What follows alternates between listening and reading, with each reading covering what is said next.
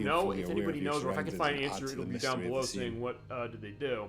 And then he goes into his it's also interesting to be able to point down there, saying, what is, and the production design. Oh my god, the production design of this game. With his main desk right in the middle. It's got large windows for light, a skylight above that would also. Yeah, but it also looks. That's what I mean. You're getting a quality product for your money. Say their budget was like a couple $1 million, right? Sophisticated. It shows. The central feature Absolutely. Talk about getting what they you pay for. took every cent.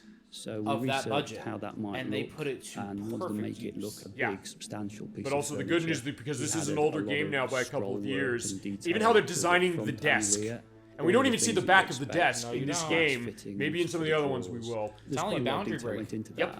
They'll have the link as far as that if they have something for this, or just the channel anyway. It's nicely within this environment. It references some of the. Because I'm sure that they. So what I love about Boundary Break, right? I love it because they show you all the different assets that are off screen and stuff. Yeah. So with how many playthroughs you would have to go through to see everything, you can only imagine how many fucking assets can they possibly have off screen at one time. Sure, even to the point where it's like some of those weird cuts, you're wondering what that is. You kind of get it, and you also get the sense that for a game that you wouldn't think would be pushing even the PS4 and the Xbox One when it first came out on those to the limit, it really is.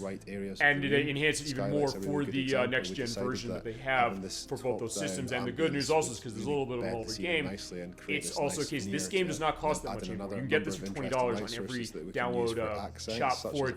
And in my case, I got the disc for I got it for like $12 at Amazon Prime Day back in July. So this game, Little Hope, but I might be persuaded to offer the occasional hint. House of Ashes. Thank you. It's a strange. Those three who you is can this get guy? for Why is he about talking to me? Where am I now? Yeah, on digital shops. I was just on a ship. Yeah, and you can get them physical on PS4 and Xbox One. We're pointing out that of being there to help you. On PS4, I believe you are entitled to get the upgrade for PS5. I think on its own. There's question actually on that PS Plus premium version, which is that they didn't give it to you, but apparently we proved that wrong. You do get it. It was just after the game with them. Yeah, I think that was what it was. The other thing I love too with the detail watching them kind of design that hallway. Yeah, they're creating static images there, and then they had to go and animate each of those pictures to be as if they were their own little movies. Sure, absolutely. So we will meet again. The amount of fucking effort that went into this is beautiful. Inevitable. Yeah, absolutely, no question. And it's one of those things, especially for a game like this, you play a game, and this is also why when we can go into stuff like the behind the scenes on this, I'll do that. As far as my notes, but also as far as what we're showing on the screen here. Because it does kind of paint that picture of why do we get into a game like this? Why would there be a fandom of something like this? And also for something that, I think will appeal to a lot of people. And clearly has, because you'll say this, it's very presumptuous, I guess, when you think about Supermassive Games to say, we're going to plan a series of this. Because remember, they tried that with the Doctor Who game they did. It didn't work out. We're going to have to talk about that when it comes to Mega Man Legends 2 when Nocturne and I finish that game in a couple of weeks. In the sense of, the old adage of think about how to ruin your current project before you think about how to fuck up the next one. But it's also that case that they had a vision. They said, we're going to deliver this. We're confident. I think that it's going to be this great. And I guess it also did make enough financial sense to people as far as people picking it up. That we can go about this and continue with this series. So it wasn't for naught. And thank God it wasn't for naught. Because sometimes we've run into this before. The cases where there's franchises where they'll start franchises and it doesn't finish. Mega Man Legends is a case like that. Yeah. There's stuff like Advent Rising, if you're familiar with that, from Xbox, which is that was a massive undertaking as far as what the element was. They said this is going to be a trilogy. Nothing else ever came because it was a mess and it came out and nobody bought it.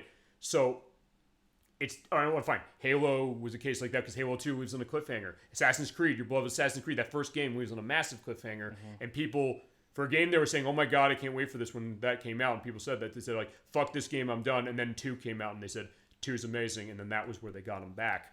Yeah. So that question of that, but the idea is that, especially that passion, it comes off the screen clearly. And you feel it when you're playing the game. Whether you're watching it or whether you're holding the controller in your hand, you feel that. You feel that passion, and you clearly get the sense that, you're playing a game that clearly, it looks like $1 million, but also plays like it in the sense of really kind of getting everything that you really want out of something like this, and it's doing something different. It twists it around. It gives you more than what you're paying your money for. Right. Even when you're not paying massive money now for it. I mean, I got it for free. Right, but Both still. Both times I got it for free. But it's also probably one of those games you probably say, I paid $60 for this, knowing the experience, just because of the fact that if you had not gotten an element and you saw these, you're probably I paid $60 for this. I feel there's $60 worth of game in this in terms of the fact that there's the special features that go for this, the multiple paths that go to this. The Curator Cut mode shall show up briefly, which, by the way, it's worth pointing out, that Curator Cut mode was DLC that is free for this game. Yep, so you and can it's download actually that way for all the games. Yes. So I do have it for Little Hope, House of Ashes. Yeah. I haven't bought The Devil in Me yet because it hasn't gone on sale yet. Right. So. And then the next one, which is, what do they call it? Directive 80/20. They say it's due next year. We don't know when. We don't know much about it. I was going to say, did they release any sort of something on it? They basically said the name of it. They said this is the next one. They said this is going to be the start of season 2 when it comes to this Enterprise. I want to know the theming behind it because what's the theming going to be? I don't know if they said. Ahead of time. I don't think they necessarily said, but I think they're going to say something. I think there's going to be a period of time. Okay.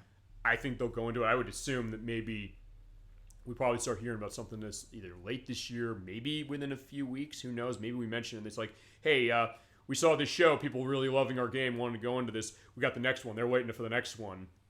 Let's see it. Let's show a little bit of what we got. Maybe it's a little bit of taste, like we saw with Little Hope's trailer, which was interesting to see for that. Getting you a taste of it, but also not a case of saying, like, oh, you know, I paid money for this game and I feel like I got cheated. And I'm like, oh, you're going to string you along. I don't get that sense whatsoever out of this game. And there's something to be said about that as well. So it is going to get people who want to come back and buy the other ones. I mean, I want to play the other ones on the back of this. And as I said, I would pay $60 for this game if I had not necessarily known the element. But fine, when it's cheaper, you'll take it for cheaper. But then you realize, yeah, this is $60 worth of game here, no question.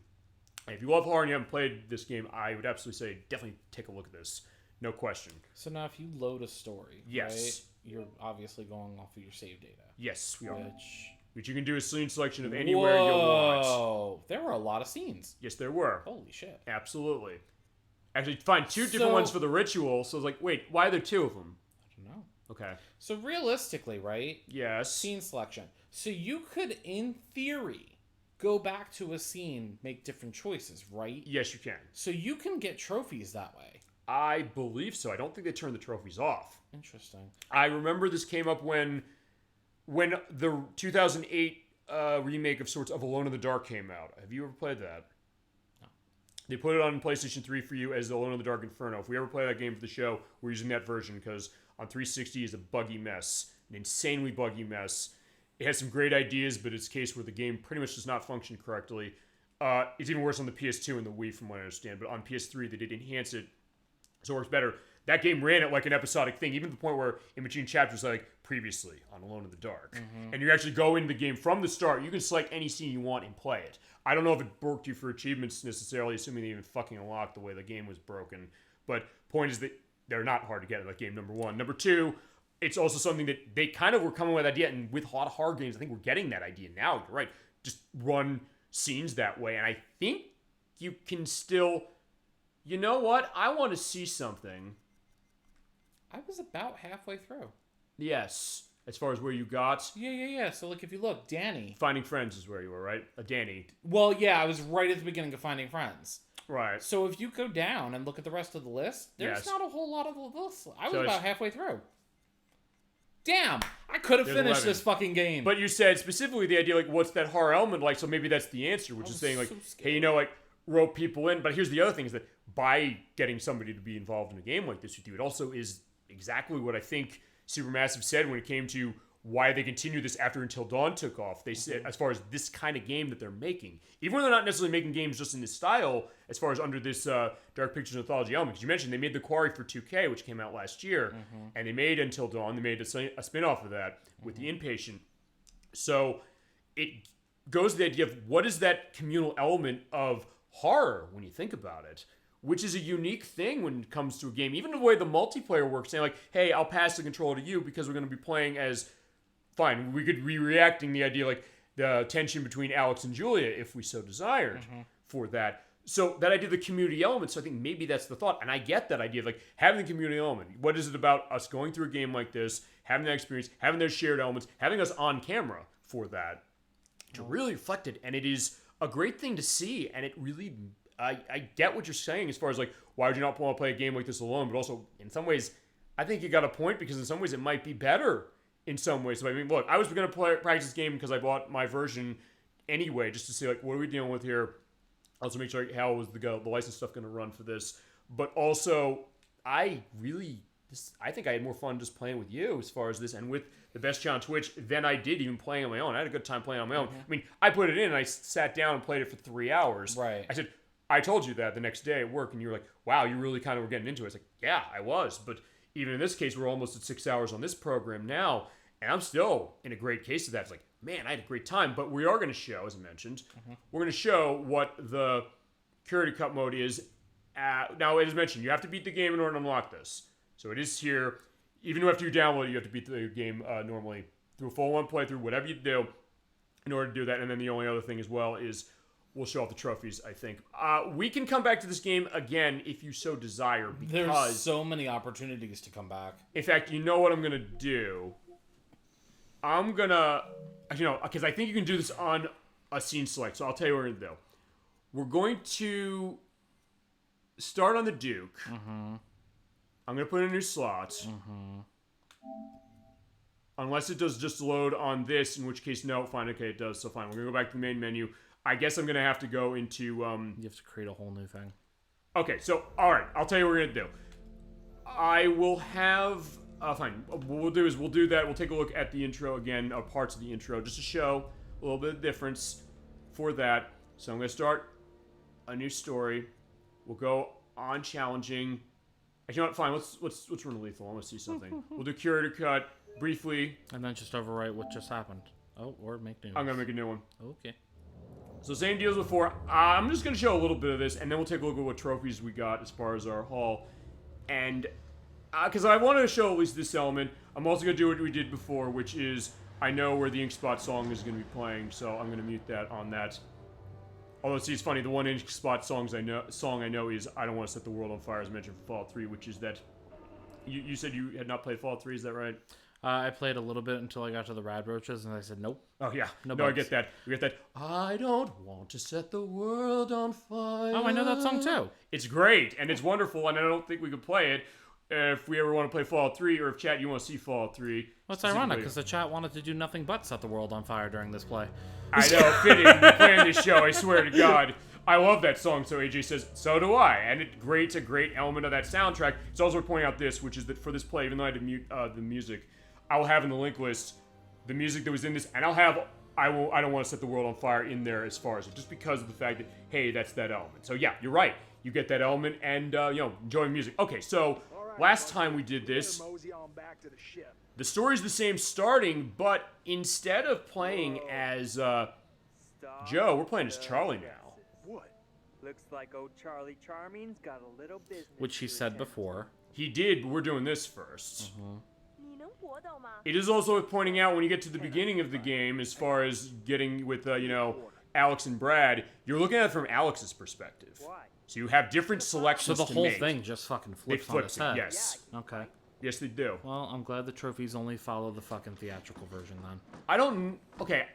Here's my other question, which is this. They do follow the theatrical version, you're right, but I mean, I don't know if you can't get them out of that one, because remember, some of them are based on choices you make, so I think, although I'm not sure... Well, you still may be able to get the ones where everyone dies or everyone survives or making all head and heart choices. Sure. But certain events are definitely based on the theatrical version and how they occur. It's worth pointing out one thing is that even though I'm saying this as far as my knowledge, that I've not actually played through the whole game on Curator Cut mode myself personally, so I don't know to what degree it's specifically going to change. Although one thing I will also say as far as chat out there, if you want to see us do a full run of Curator Cut mode for this game, we can do it. We can have another show. We can come back to this game at some point. Yeah. We could do that with the other ones. And actually, at that point, when we get to the other ones, we can also say, like, fine, we'll do 2 parts on this. I'm fine with different jump scares. Yeah, if you want to do that, to see what the difference is, or if, like, hey, you play this on your off time with other people, maybe get Surrender Antonio involved, or other people you know, say, like, hey, let's play this, let's take a look at this, see what that is, and there you go. So you got the Karate Master. He's gonna laugh at me if I get scared and I jump. No, I mean... he thinks it's funny when I get scared like that. But see, here's the other thing, was like, there's elements that scare him as well, I would think, you know? He doesn't get scared easy. I don't know, but find the thing that scares him, you find something. There's not really anything at all. Yeah, but even changes the dialogue a little bit. It's like, fine, Charlie did it, but then Joe's saying, like, fine, I'm gonna go do it. So Charlie did it first. He's like, this also explains it. Why do you think I am a bank? The 50 cents. This is where the 50 cents Before came he says from. I'm gonna start a tab. Right, so remember, it's like, why do you owe me the 50 cents? This explains why he owes the 50 cents. Well, that was apparent in the Okay, now we also have your other choice, which is, will the voyage go smoothly, or will Joe return those 2 quarters? So I can actually ask him. You know, fine, I'm going to ask him that because we had that element. Joe will ever make good on that 50 cents I just invested in him? Yeah, so I'm impatient. Remember, that's why the fight happened at the beginning of the game. Yeah, he's still going to tell him that he's going to die. Sure. Well, maybe. Depending on if we take the water. Oh, you get 2 different tiles. You get 2 different tiles. So yeah, you want to run Rooster or Water? Let's go with the Rooster. All right, let's do that. So yeah, it does change the game this way. Fine, the game's going to be different anyway because of the choices that anybody playing this might make. They might say, still going to hey, be no. a fish. Guaranteed it's still a fish. Well, let's see. Sometimes it's not. I do know that sometimes there's differences. Is it a fish? It's a flower. Okay. Yeah, the ginkgo flower, as I mentioned. But what does that mean? Death. Yeah. They all mean death. Yeah, we're not going to get our 50 cents back. Fine, our fortune is sown deep in the earth. Like the flower we picked up. The only blossom of such a growth is evil. So there you go. Death. Probably blood is sure to come. Death. Man, I tried it off. I got my money back. Yeah, I know. He's like, wait, what? Hold on. Huh? What's that supposed to mean? Hey, buddy! So he's not very happy about it. He's actually a lot more angry about it than Joe was when we ran this. Hey, we should probably make our way back to the ship. Don't want to be the jokers left Come behind. on, I just need one more try at this sucker. Gotta get back. So yeah, in that case, it is like another play of the game. Yeah, but that's, see, what I just said, though, before in the first playthrough? Yeah. They were not that drunk. Yeah. They were not that drunk walking back to the ship. But I'll tell you what this is, if nothing else, is basically the thought that, fine, there might have been details that were missing, so give curator cut mode this much, maybe some of those questions you might have, it's worth going through again as far as to see what does that change and what details it gives, including the fact that we're basically dropping in the poison crates this way. So you see that coming, like, hey, they're lifting stuff into the ship. We looked up on top of the ship. So it's almost like, if you're familiar with Rashomon by Akira Kurosawa, you should be familiar with his films. They're great. But the point about that movie is that it's about a murder, but it's also about the fact that it's from different perspectives. People look at it, it's like, hey, I saw this when this happened. Hey, I saw this when this happened. So it kind of cuts back and forth. I need to watch these movies. That sounds like something that I would be interested in. You would also love Seven Samurai. It is a long movie. It's almost 4 hours, but I think... Oh, you lost me. No, not with that one. You lost me. That's 4 not... 4 hours is a long investment when it's all in one sitting. That is... We'll find them maybe split it up into 2 sittings. That might be worth doing for that one. Yeah. But Kurosawa's stuff is very interesting. That one... I'm also a fan of Redbeard, which is a movie that's like a drama where it's kind of taking place in a hospital. It's very Japanese-centric as far as how it is. Also, with Seven Samurai, the other reason to watch that is that if you're familiar with the Magnificent Seven or with Star Wars, there's a lot of influences that go from a lot of Kurosawa stuff, especially that one, into it specifically. And it's just kind of grand epic. Or if you've ever seen A Bug's Life. Yeah. A Bug's Life is basically a remake of that movie. Because as far as the plot's concerned, it's the fact that these bandits come to town, and they basically get 7 warriors to try and stop them. That is literally, to a certain extent, the plot of A Bug's Life, and I believe that was intended, I think, from what I've understood. So, there's definitely some interesting stuff, but the point is that, hey, giving a different perspective on something for that, and, like, great movie rental, I think, as far as, I just noticed that that they put that... Yes. I didn't realize at first it was flooding, so it's no wonder the lightning struck it so easily. Sure, but that's the other thing, that looking at something like this, it's like watching a great movie, or not even a great movie, it's like even to just watch a movie you've seen once before.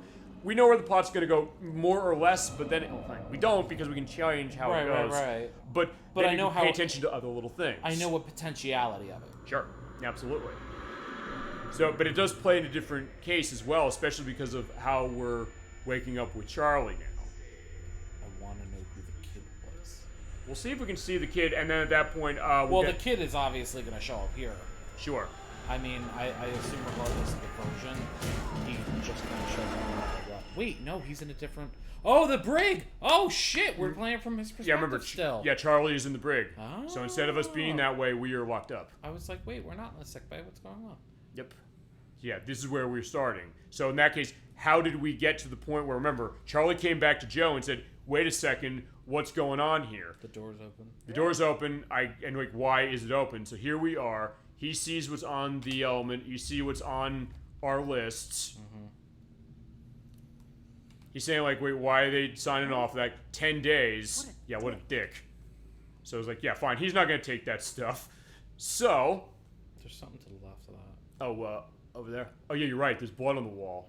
Which, we missed when we played it. So that's the other thing. You can find other stuff. Wait a second. What happened? Well, that would explain why the door is open. I don't know how it explains it, but it explains it. Sure. Or maybe the other thing, you see that running through the theatrical mode. I don't even remember seeing blood, but I was also concerned with a bunch of other... It was also dark in here. Remember that. Because before we came in here after, where it was much darker, and we didn't have the lights on. In this case, we don't have a way out. So wait a second. What's in the safe? Can we open the safe? Yeah, I think you're right. We can't open it. Yeah, we know what's in it now. Yes. We know why it's in the safe. Sure. In his case, he's saying, like, wait a second, what this is all about. And he said, just as far as what this is going to go for the rest of the program, just to give you an idea, we're gonna show off up until we get to see Alex and Brad. I'll briefly show the difference as far as that. I think that'll be the show. But as I said, we can come back to this game for sure. And not counting any case we might come back to this game for, I did not do that. I think it did on its own. Yep. Next time we come back to this would be with Little Hope, although it's also the case that if you want to do Until Dawn as well. Before that is also your choice. Or other horror stuff you want to do for next year or as we go, as far as time for our show. Because I know as far as the horror stuff, you have all the Shadow Hearts games, they're all theirs, and we're going to do Covenant. We'll do that next year. I'll figure we can do that. Maybe that can be the Halloween thing as far as it, but hey, that's not going to be a limitation necessarily. No, I mean, we can always pepper like light horror throughout. Sure. And it's also... Light horror meaning shit that won't scare the hell out of me. Well, also, the other thing I know, we did talk at some point, I know you said you potentially want to be involved with Castlevania, Man of Innocence, and Curse of Darkness, potentially. One or the other, yeah. It's your pick as far as that if you do... Oh! I thought I hit it. You saw that, right? I won't get shot, don't worry. No, you won't. He's scared. He's gonna go die. Okay, at least I'm glad I showed one of them off going wrong. He did. But anyway, so I know there was that, as I mentioned, the Shadow Hearts stuff, other games for this. What the hell? And other stuff that's on your docket, of which, that I'm aware of right now. There's Paper Mario, we're going to figure that. There is Shadow Hearts Covenant, of course. We're going to have to figure with the medics on this for Lufia 2 Rise of the Sinistrals. We'll figure what we're going to do with Super Mario Sunshine. I know Surrender Antonio is you mentioned schedule question, but as I said, if I can hold the fact of both of you being on the show for that game, I want to hold that. If I can't, I know you're saying maybe play it without us, but I'm not gonna just do that easily. Look, I know Brixbury want to see that game. Point is, I'm delivering that game to her, no question. I'm gonna try and deliver it that way, specific. But point is that we're gonna get to that for sure. Get to everything you want to see for this program. I promise that. We're going for the long haul. You can see it. I think you see the determination in my face now, along with hearing the inflections of the voice that way. So, I'm trying to think what other things you got on docket.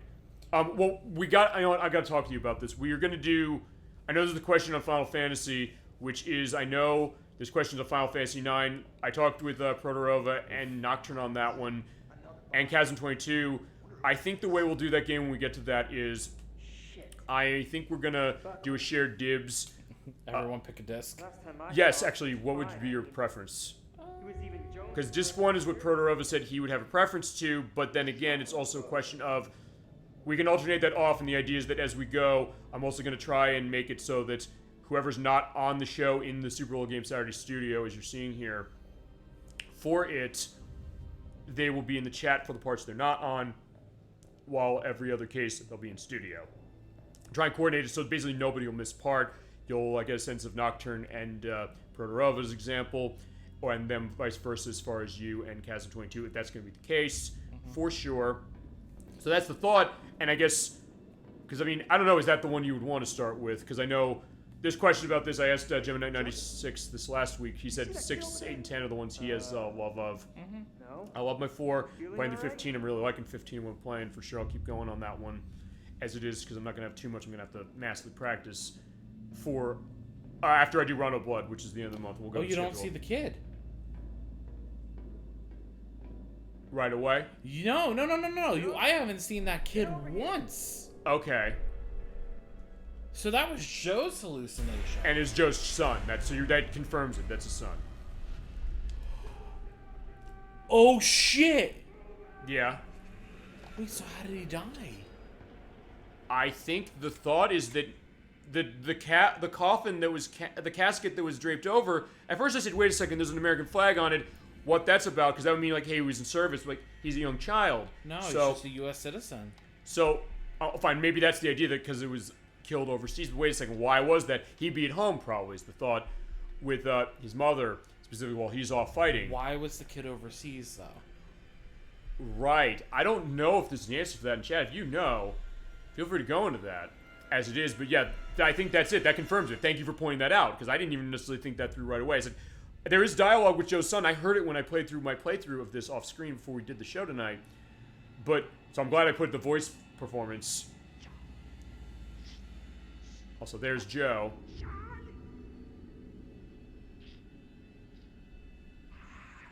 So it just said to hide. We have one more choice. Do we hide or do we stay here out and fight? I want to see what happens if you hide. Okay, we're gonna hide then. I'm sure that you're gonna go in the locker with the kid.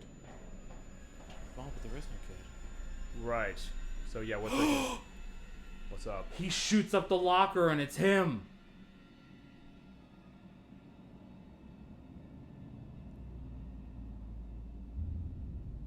I don't think that was Joe. We were playing as Joe. He did shoot it when the child came in, but... Oh, never mind. It's the fucking old thing. Which is... Oh, I'm so confused. Oh, Jesus You're right, Christ. it is. You're right, it was. It was the guy who read our fortune. What in the actual fuck? Right. Remember, what happened was that Joe died. No, Charlie died. Charlie died first. Because, yeah, he did die first, but I guess the question is that because Joe went in, he died this way. Or it's fine, it's an alternate, so what if? Because remember, the curator said, hey, I control everything. And the rest of this is going to be the same. So after that point, we'll go back to where Brad and Alex are, and then I'll show that off, and then I think we can... I'm sure you still see the same thing. Like, yes. I'm curious. No, nope, wait. This part, I think, is basically the same. Because the details, I think, mostly really tend to be... Okay, so it shows that creature thing. There's the shadow, so we do know that. Yep. Okay, so I've seen what that is. We send it through the walk through. I don't know if we saw this exactly the same way before. We have the footage. Yes. Yeah. This is identical. This is the same way. And this is the same. Okay, so yeah, most of the way is going to be from the top up there, I think. But fine, and this is the same shot we saw. And what I'm going to do, actually, in this case, I am going to skip that thing, so I'm not going to mute the mic. Yeah. So just keep hitting that X button specifically so we skip this. Huh. Oh, hit circle, hold the end there, wait, we're fine. You're like, I'm going to keep hitting X. Interesting. Oh, I love that he recognizes that you... Yes, he does. Exactly, you got it. Love that. Which is also why we can come back to this game. If you want to come back for another part, we can figure this. We can have that on the docket. It's a one door closes, another opens sort of thing. Correct. Yes, the story's been told, but the truth of that story isn't Which you said before. You said, what is the truth of this story? It can change a great deal when told from a different perspective. Sure. A chance to turn back the clock, walk in different shoes, make fresh choices. And I'm with you. I love the fact that they have this attention to detail when they made this thing. This is just a DLC episode, but they basically just kind of flipped the game, it seems like, to a certain extent. But it is almost like a new experience. I said, we can rationalize playing this, and for every other game in this franchise, we could do 2 parts for each of these games. There's a lot of replayability. Yes, absolutely. So that's the other thing. You're getting your money's worth. That's why I said this is a game that's absolutely earning its $60 if you're buying it that way, but it's like 20 or less, depending on how you find it. So this explains to you. Yes. French Polynesia. Yeah. So that's why, if Fliss is from this area, she that's would why know, she speaks French. Perfect. Yeah, that's all details. But instead of bringing the beer on with Brad, we're out looking in the distance with Alex. Now, there he is, and he's the one we see. Same idea about him being motivated and insecure. And the intro is going to be the same as far as him with, here he is. Oh, okay, I got you. We're just looking from this end right now. I got you now. Here's Brad, who's witty yet innocent. And with that... I can't believe everyone survived. Think we got enough? I can't either. Well, that's the other thing. We'll also show our trophies. Especially in a way that does not actually show your real name on screen. If it does, if it does, I will also edit specifically around that. But either way. It also says crochet nerd. Okay, perfect. Maybe you could show me how the pros. There's one part that doesn't, but it's either way. So now you have an option. Like, what do you want to say? You didn't take lessons or of course? I'm going to say of course. Dude, of course. Yeah? I'm like practically a dive master, man. But I got to tell you, I'm tough. So at this point, I'm going to do this. You got to do exactly what I say. So I got to do what you tell me. Yep. So you're like my boss. Kinda, yeah. And the dialogue's totally different. You gonna pay me? But he's like, yeah, be careful with that because that costs a lot of money. So some of this is going to be the same, but they did rewrite some of this to take into account the fact that, hey, you're looking at it from Alex's perspective now instead of Brad's. Man, it's not cool. don't make me regret letting you tag along. Dude, you know I'm not like the best around new people. So are you also saying They things did that the you other said? option. Yes. To which I'll say, like, fine, we're buddies. I'm going to show the brotherly love right here. You're not on this trip because you're my bro. I mean, you are my brother. Yep. But, I mean, like, we're buddies, you know? Kinda. We're just out here to fucking hang, cool out, and kick it. And it does look like he's kind of loosened up a little bit the way we're running this with Alex. Although, here's my question at some point. Actually, no, Sorry, I'm a little snappy. I'm just... When you medical school would be stressful. I'm trying to remember if he... I'm going to try and see this, because I remember, we made the idea, like, go with your gut. That's what chat said, as far as, is he going to ask Alex... Or no, is Alex going to ask Julia to marry him? Right.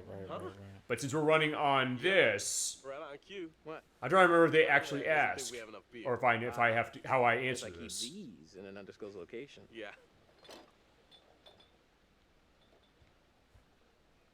Because remember, we're looking at it from Alex's perspective now. He has the ring. There we go. So, can I get your input on something? Yeah, what? So he asks... kind of a big thing I'm trying to make a decision about. About finishing med school? No, but it's just kind of a big life choice, you know? I don't know what's the right thing to do. Go with your gut. Okay, so basically, I guess the idea is they probably tailor the discussions of them based on, as you mentioned, what the characters are like. And here's Julia, and with teeth again. And there's Conrad, because we didn't have enough of Conrad, yeah. But there he is. I'm curious to do another playthrough with you where Conrad's actually present. Then I'm going to assume that's a confirmation you want to do another part of this. Oh. Yeah, not immediately, but we can. Here's the other thing. We don't necessarily have to even wait until Halloween to the next part. Yeah, oh no. Now this game has been introduced. Yeah, I think in that case should be to set fit. But as I said, we'll also, of course, have our Halloween blog. And next year he'll be on for a show, whether it's going to be for shout-outs coming before that. We'll be doing that next year anyway. I'll make sure we do that. We'll figure that. But it's also going to be the case that, hey, other stuff, you want to do something else horror-based that's a bit different. Yeah, remember I also said, like, yeah, did I miss her? Yeah, every second. Every second. That's a lot of seconds, cowboy. I mean, I would have gone with minutes. Ooh. Way less needy. Okay. She's a bitch. I was going to say, it makes sense now, the decisions we made, right? Or the decisions the chat made. So yeah, chat, you made element, but fine. I can throw... Fine, you know what? I'm going to be compliant. Yeah, of course. The whole reason we're out here to spend time together. Well, I think it'll be perfect.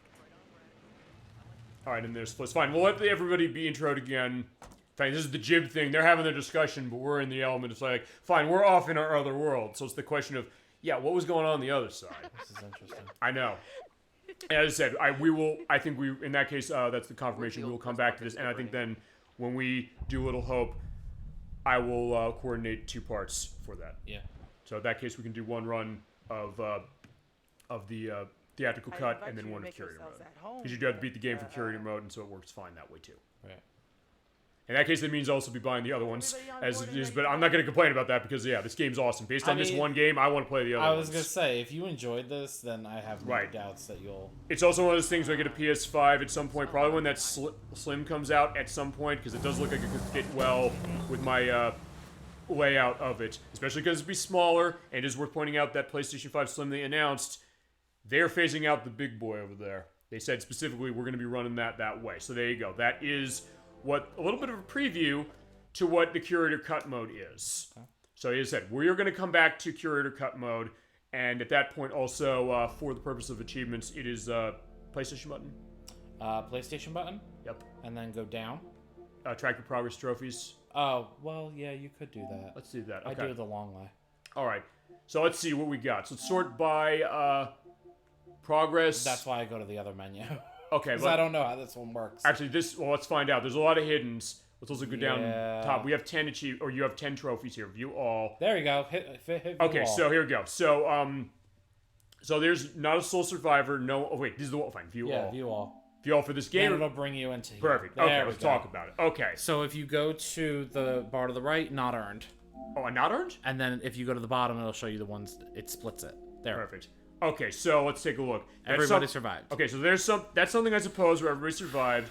going it alone, where I completed the solo story. We did. Yeah. And it also gives you the rarity of the trophy, for sure. Yep. The name of this vessel means you're able to tell what the name of the ship is. You make the choice saying what the name of the SS Orang Medan is.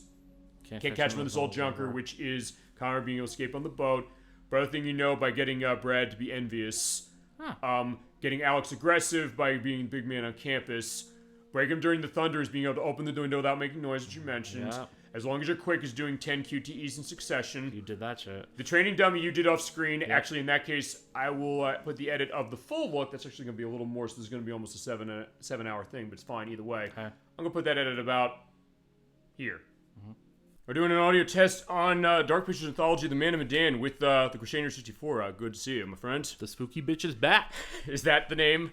So I'm going with this time. Okay, if you want to do that, go ahead. All right, yeah. As far as our levels, we have negative 19.6 decibels on this. We figured out finally the fact of HD copyright protection wanting to be off on the Sony consoles, or you have to use a splitter for it. I turned the volume down to 18 star. We're actually down on the PS5 version as it is, but already you mentioned. And this one's really nice. And the fucking end user license agreement. This is going into the edits. We're just gonna ignore it. It's fine. I'm also gonna say the word fucking because it's in my contract to say that any time Bandai Namco does anything like this, and I fucking hate them for it. Hey, look, it recognizes me. Yes, it does. So there you go. There's the Crusader 64 on screen playing, but it's Captain D-Trag is... No, fine. You thought it was the Crusader 64, but it was Captain D-Trag. Okay, plot twist. It always is. Brightness... Here's the thing about... Okay, here's it. You import your save data from the original game. The trophy in front of you, bitches. We're getting trophies. Yeah. We'll get the trophies specifically again. Also, I did get a sense of what Don't Play Alone and Play Alone are, and also what the curator cut is. I love that the anthology shows you, like... The other games. Yeah, so there is Man of Medan, there is Little Hope, there is House of Ashes, there is The Devil in Me, and then there is also, I have on my notes... Oh, right, Switchback, right. When did VR this game. come out? It's... recently, actually.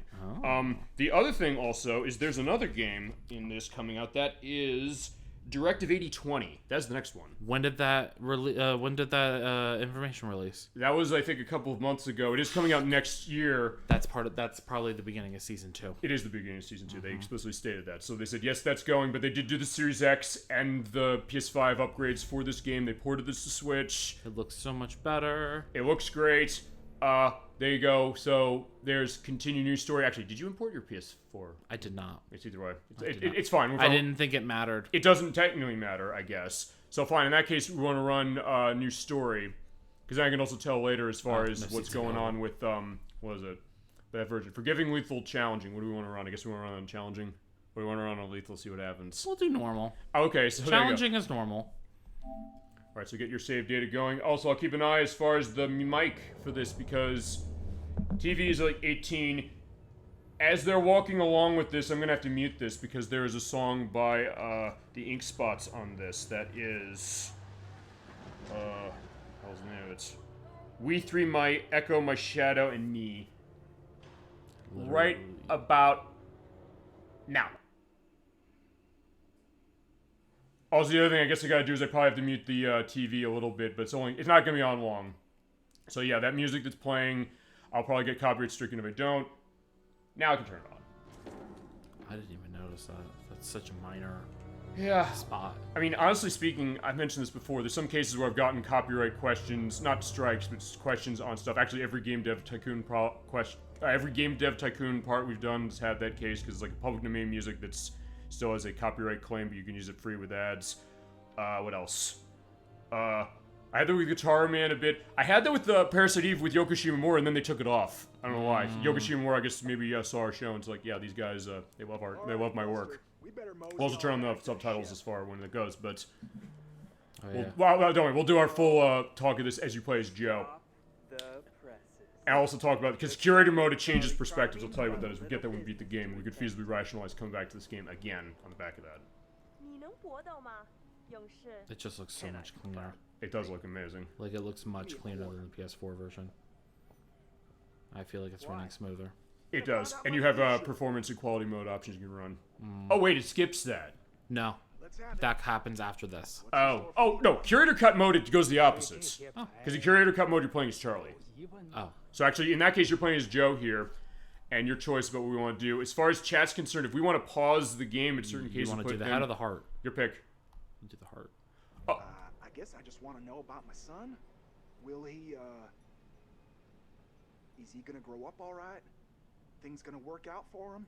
Yeah, this does look amazing. Even running the Series X version, I was amazed how it looked, but I don't know. I'd be curious maybe to put back between this and that, see which one looks better. But yeah, bamboo tile or dragon bamboo. Yeah, it's a heart choice. So there are trophies for this game for doing all head choices or all heart choices.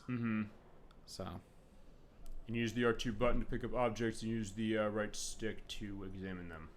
I mean, either way, you get the same outcome for this one, so it doesn't matter. Looks like a fish. Me. I do love that detail, absolutely.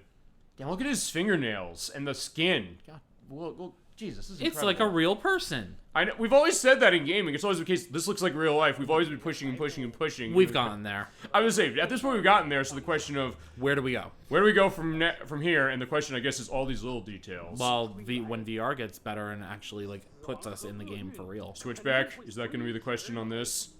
Well, only if you don't die in real life. Well, I was gonna say that, or when you die in the game, you die in real life. I was gonna say that, or the Inpatient, which was also by the people who made this, which I think is tied to Until Dawn. Hey, bud, let me get a go at it. All right, so yeah, it's gonna be the Shenmue minigame that I love so much. I'm not good at this shit. Fight? Sure. Let me another quarter. Gonna start a tab. Yeah, just do the aiming, and it's gonna be. I'm not good at this. Square and circle. I'll give it a whirl. Fine. It's always gonna be the same, I think, when it does he's gonna punch you. But yeah, just aim and then hit that R2 button. So it goes to the left. R2 to aim, R2 to punch. To the left, right, hit. Yeah, there you go. Get down there.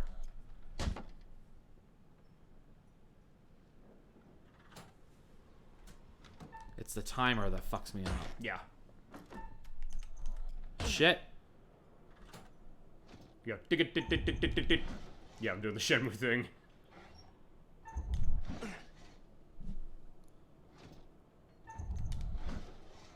I got this. I got this. Eye of the Tiger. It's not because we're in Manchuria.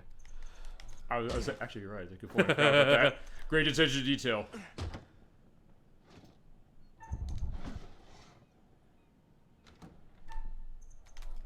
Yeah, the timer gets so much faster. Yeah. It's ridiculous.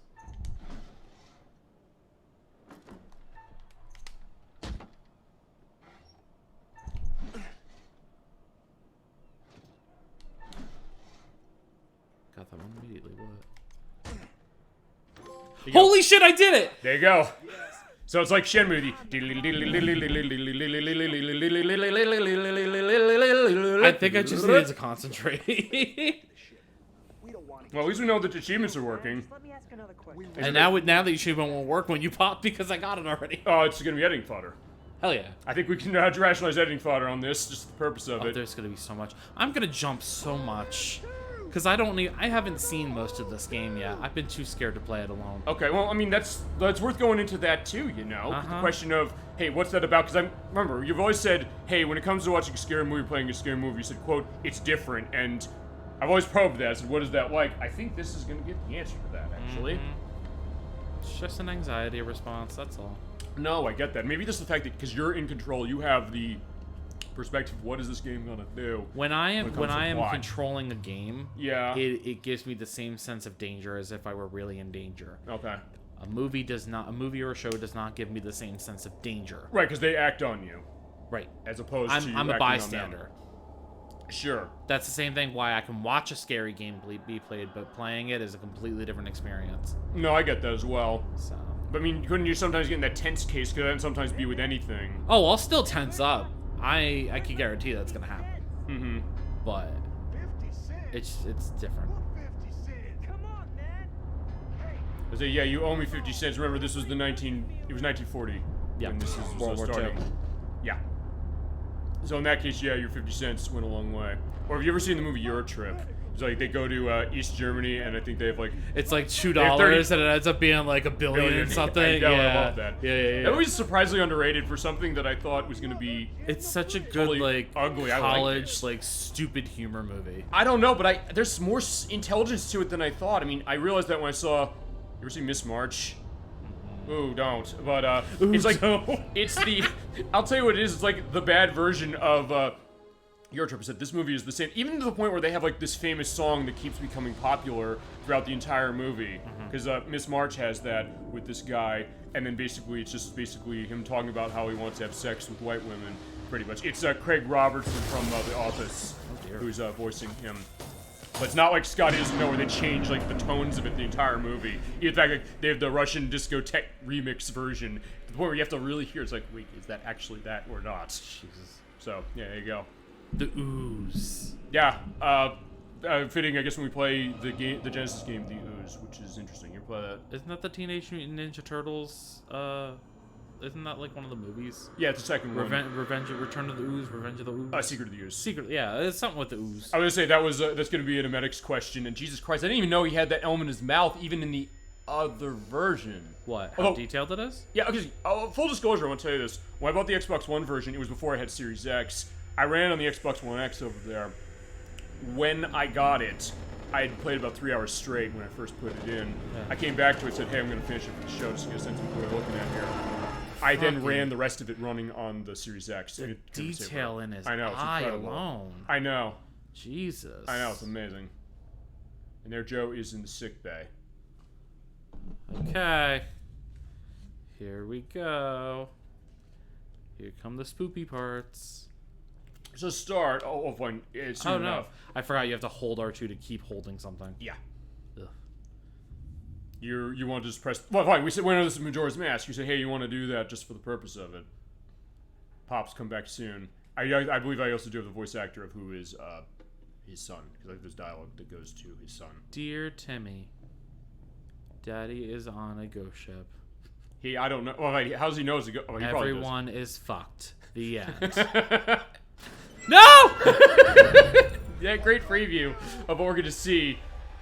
It's very effective. To be fair, I've seen that multiple times. It's but it always gets you, I hate it. No, you also love it. Just like, I do. Show it. This is the beginning of the end where it's like, fuck, shit is done. We are all dead. There is no surviving. There's only one person I didn't get surviving when it came to my playthrough. I'll see if I can avoid that this time. I'm also going to see if... I don't know if this is me. I get the sense some of those heartbeat things...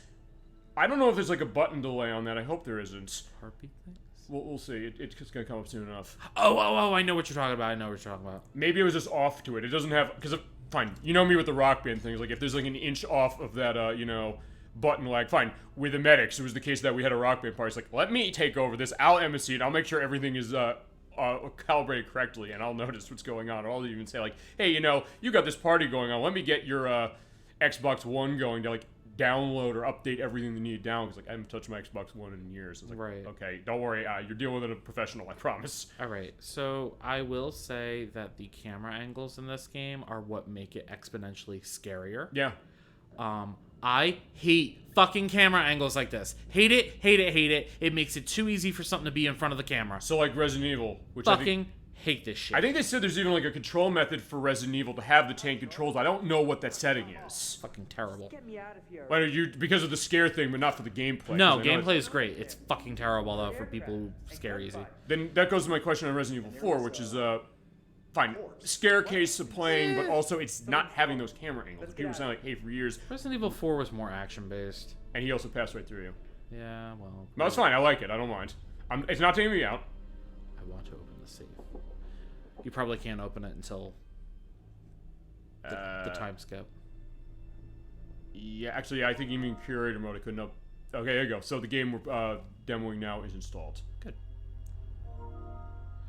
And the curator cut is already used. Good. You have to beat the game for it. But we'll beat the game. There feasibly could be a reason to come back to this for the curator cut mode if you want, or you can show a brief thing of it now. However, it isn't the same because you're going to be going with the other ones as well when those, or when we get to those eventually. I'm assuming we're in the brig right now. Yes, we are. Okay. I also do not know parts of a ship, so... No, that's fine. I don't know a whole lot of it myself either, but I have a family who might know. Or other people who look at this like, hey, there we go. Well, fine, we went into the hull. Like, they say 30 days in the hull. We were 10 days in the hull, I should say. But it always makes me think of one of my favorite lines out of the movie Almost Famous, which is, they sold you to Humble Pie for $50 and a case of beer. And then you have Kate Hudson, who's that saying, like, kind of beer. Yeah, it's like the deep thoughts, the deep... Oh, here we go. I This fucking is the part. jumped. It was like barely perceptible, but I jumped again. I don't know, it didn't look like it. I know. Okay, yeah, the heartbeat. I'm trying to hide it. Okay, you don't have to hide it.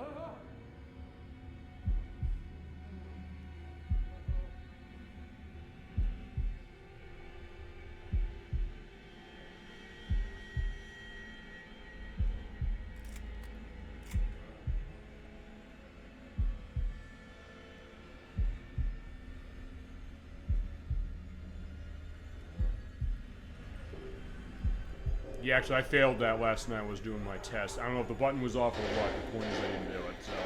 I feel like that went, like, really long. It does go a decent amount of time.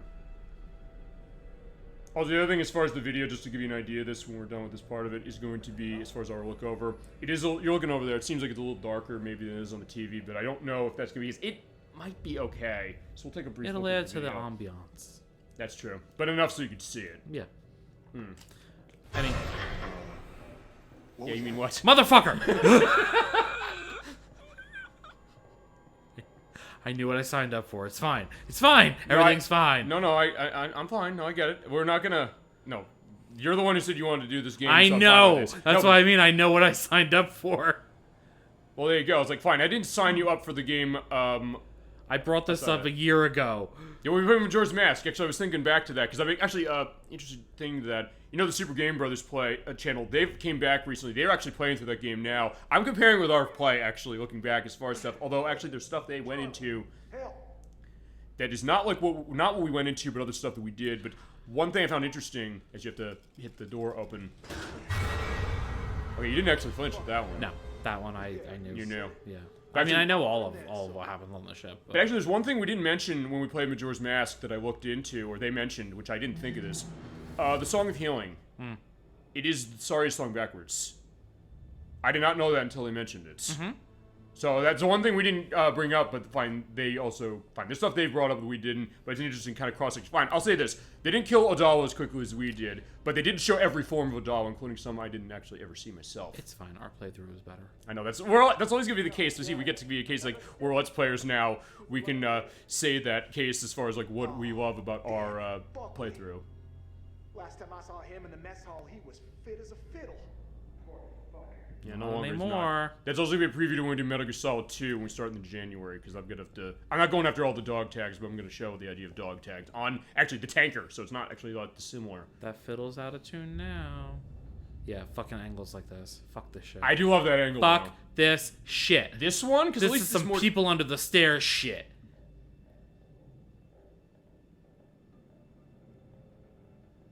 Thankfully, they I was gonna say there's no people under the stairs. Thankfully, they don't make use of that scare, because it would have been easy for them to.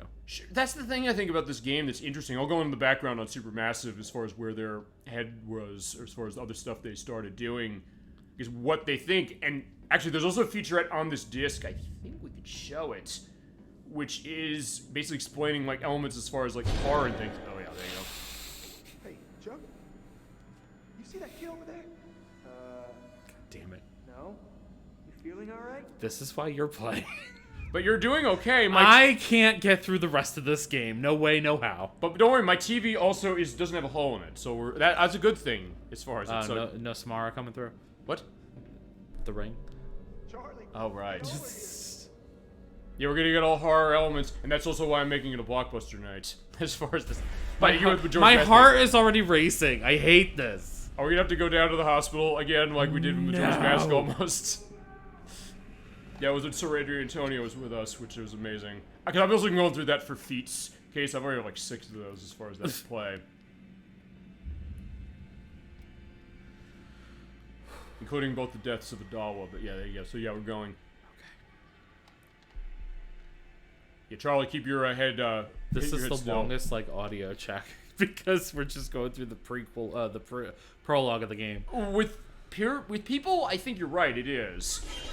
Myself, I did do a 3-hour audio check before I did the Genesis Mini 2 showcase, because I said, if somebody asks for something... That's a showcase, that makes sense. That's true, but also it's a case they said, I'm going to be prepared because the chat asked for whatever you want to see, and I want to make sure I have the sound levels. I'm not going to be blaring or something impossible to hear. Right. Actually, yeah, I'll have to do that also for the Switch showcase as well.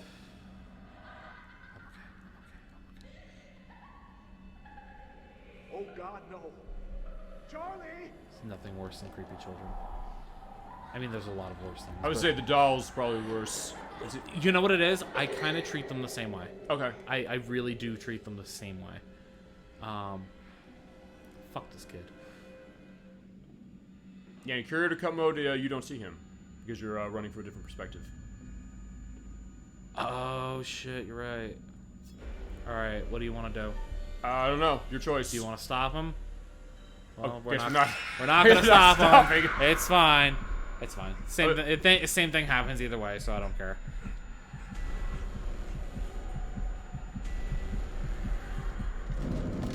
Either way, you die, so it doesn't really matter. And so the curator cut mode's interesting.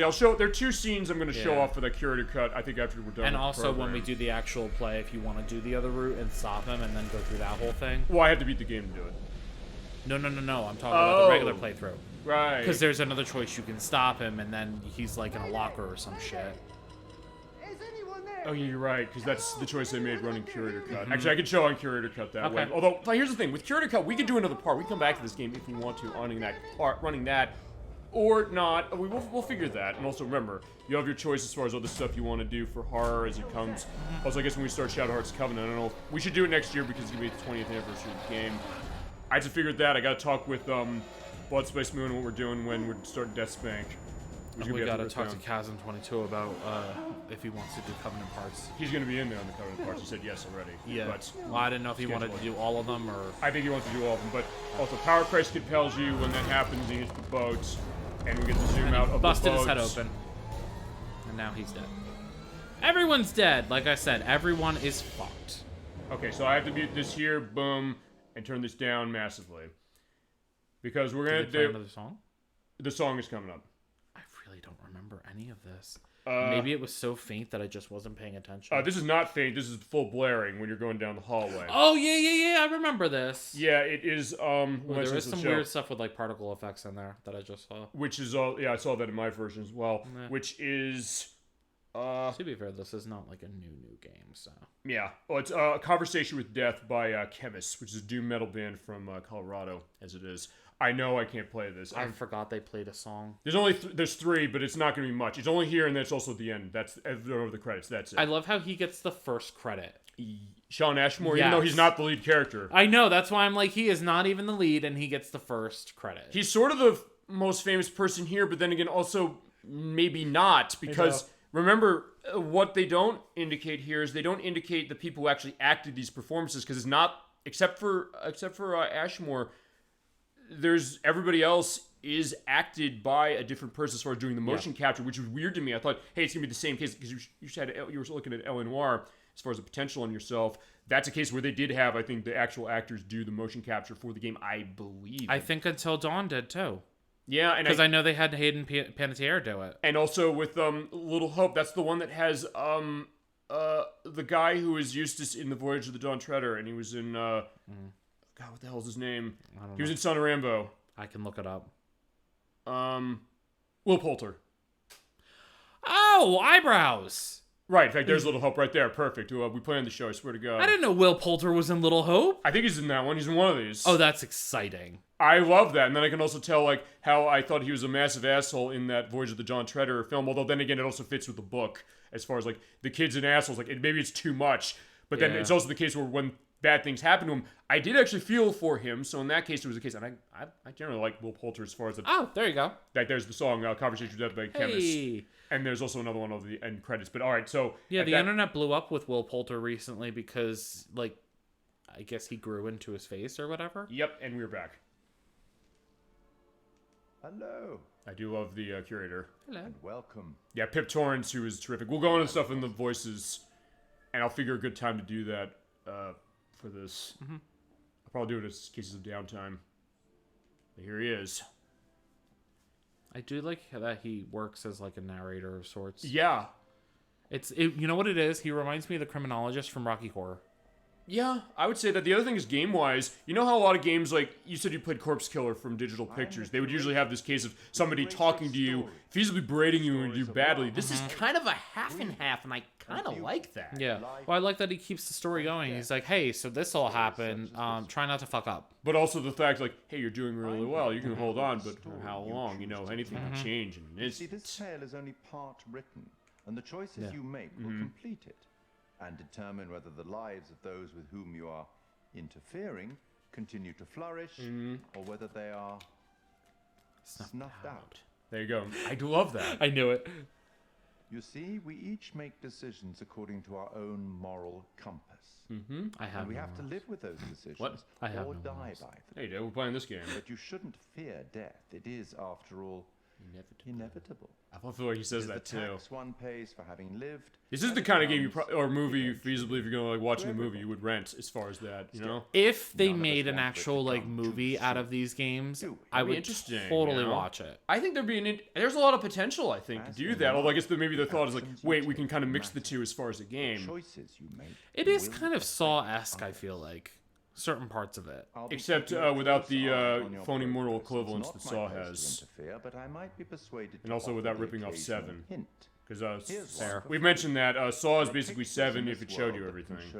Where honestly with Saw 7, I love 7 because it doesn't show you. They have to go in the descriptions. Have you ever seen 7, by the way? No, but I heard it was really good. It's awesome. It's the question of like the deaths are based on the 7 deadly sins, but they have to describe one of them.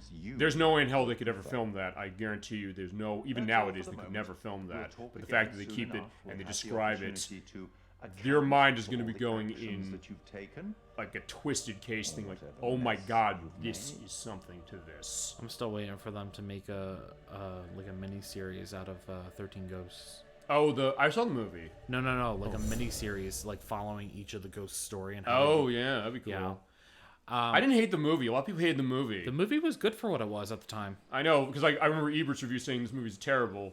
But I was like, no, I didn't think it was that bad. I mean, look, I hate Ghost Ship. We'll talk about the ship case of this. I hate Nobody liked Ghost Ship. I don't know. You didn't like it as well. I didn't watch it. Okay. But I know it got terrible reviews. But even they liked it better. I mean, I know they liked it better than 13 Ghosts. Like I like 13 Ghosts better. I love Gothica. You ever see that? Yes. I love that. And movie. everyone hated it. I loved it. Yeah, no, I like I like it better than The Ring, and I like The Ring. But I like Halle Berry, so I had no problem with it. She's great in that. It was psychological, so I was all in. Even to the point where somebody's like, I'm not crazy, I'm possessed. I bought that. A lot of people's like, that's a bad lie. I was like, no, it's not. I think I totally buy it. Okay, fine. We're almost done. We have like 7 minutes, but also the one thing I do want to check, I want to let enough of this run to just see if this voice is going to be good. I have the stuff at 17, and I'm basically just going to jump across all over the place for stuff, just to see. Let's see if I can get some of the trophies now. Yeah, so we only have 7 minutes of the show. Yeah. So fine, what are we going to do? I do have to check this, so feasibly, I don't know what trophy we're going to have coming up. It's embarrassing you came all the way out here expecting me to hold your hand. Oh. Whoops. I'll say, yeah, Alex will remember that. Careful.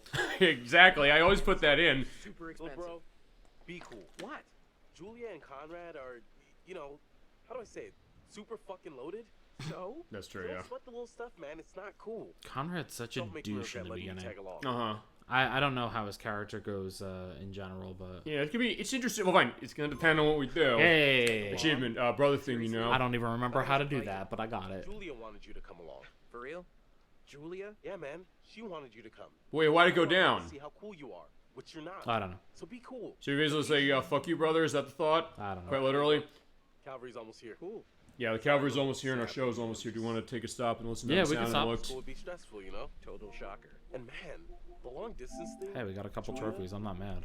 Okay, fantastic. That was easy. And it's good doing that. Actually, you know what? I don't know. Can you do like the full closeout on this? I did. Oh, it says fine. Resume activity. No, it's fine, but I did a full closeout on the game. Oh, okay. Otherwise, it would show on the bottom there. Gotcha. Okay, let's take a stop. Hear how it sounded. And also, I hope you enjoyed that, everybody out there. But for $1, told my secrets. That's finding 25 secrets. As far as what else is here, hidden. Everyone dying. Not a sole survivor, which is everybody dying. Ghost ship's just a myth, right? Finding every picture. Finding all the secrets. Secrets, lies, conspiracies, man. Right here with you boys. Only the men survive. I forgot about that. I didn't remember that was a and then I think there's one for the women. Yeah. Girls' night out. Only the women survive. Possible futures. Find all the white frame pictures. Find all the black frame pictures. So if you find all the pictures, you're gonna get both of those. Yes. Like that movie with the ship, finish movie night, which is part of the multiplayer. That is the idea of running. In fact, I took it down what it is. I think it is that idea of when you're playing the 2 to 5 players. Yes, it is. Okay. That's the multiplayer, the local multiplayer. We have 2 to 5 players and you do the pass across. You basically complete the game running that mode. So maybe we can do curator cut like that. Yeah, we can do that. No problem. And at that point, I'll pass the control off to him. He'll make a choice. He'll play a little bit of it. Then I'm going to be scared out of my fucking mind. But you also know a little bit of what this is. We'll do it. And also we can get that for finishing the shared story. That is online, though. Only. Oh, that's that one. Okay. That's the only one. Okay. So yeah, you and Surrender and Tony are going to have to do that one, I think. And I don't think there's cross-play between version. I don't think there is. No. If that's the case, I can see, and then we can run that Series X and PS5. I don't think there is. And then the Platinum, which is that. And also I want to take a look at the rarity. So let's take a look at rarity here. What's the hardest achievement to get aside from the Platinum? That's one of them. It would be finding all the secrets. There's specifically. A lot of secrets. And quite a lot of deaths at night. And the one that people get a lot is the envious brother thing, you know? That's easy enough. All right. So that's going to be that idea. So I think with that, I'm trying to think if there's anything else that we're going to be showing. As I said, I'll tell you what we're going to show. Next time we come back to the Dark Pictures Anthology, we're going to be doing a play of the curated cut mode of the Man of Medan. But the next time we come back to a new game, this Enterprise. But of course, also remember, if you want to do Until Dawn anytime, that is on table as well. That'll be this game, Little Hope. This is the second game in the Dark Pictures Anthology. For college students, the professor becomes stranded in the abandoned town of Little Hope.